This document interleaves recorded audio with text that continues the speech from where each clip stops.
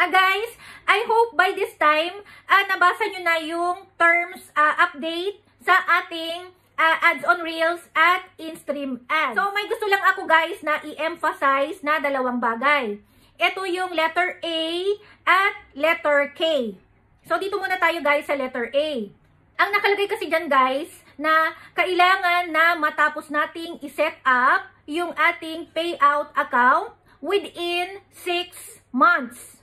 After nating mag-agree doon sa terms sa ads on Reels at in-stream ads. Or pagkatapos nating mag-sign up doon sa monetization. Kasi guys, kapag hindi natin natapos fill upan yung mga information na hinihingi dyan sa ating payout account, posibleng hindi natin makuha yung lahat ng kita natin sa mga ads na nilagay sa ating mga videos. So, ang payo ko lang sa inyo guys, after nyong mag-sign up, kung kumpleto naman kayo ng requirements, kung meron naman na kayong TIN at meron na kayong bank account, ituloy-tuloy nyo nang i-set up yung inyong payout account.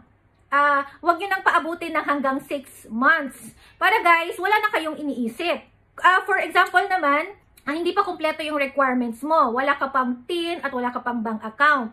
Kumuha ka na kaagad guys para ma-set up mo na kaagad yung payout account mo. Huwag na po natin paabutin ng hanggang 6 months. Kasi guys, sayang naman yung kita natin, lalo na kung medyo malaki-laki na yung earnings natin sa ads on Reels at in-stream ads kung hindi naman natin makukuha, di ba? Dito naman tayo sa letter K. Ang nakalagay dyan guys, huwag na huwag tayong gagawa ng mga illegal na bagay o gawain para dumami ang manood sa mga ads na nakalagay sa ating mga videos.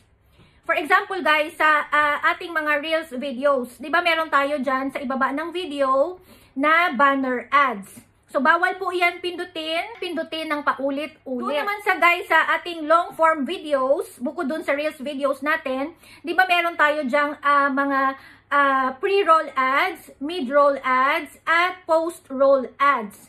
Yun po yung mga ads na nakikita natin kung kayo po ay monetize na sa in-stream ads. Yan po yung ads bago mag-play yung video sa kalagitnaan ng video at pagkatapos ng video. So, wag na wag po natin yang panoorin ng paulit-ulit at wag na wag po tayong magbabayad ng ibang tao o ng third party para panoorin yung mga ads sa ating videos. Bawal na bawal po yan guys. Yan po ay fake engagement. Yan po ay nakalagay sa partner monetization policies. So guys, wag na wag po tayong gagawa ng mga bagay na ikapapahamak ng ating account. Kasi guys, baka magsisi tayo sa bandang huli. Okay po?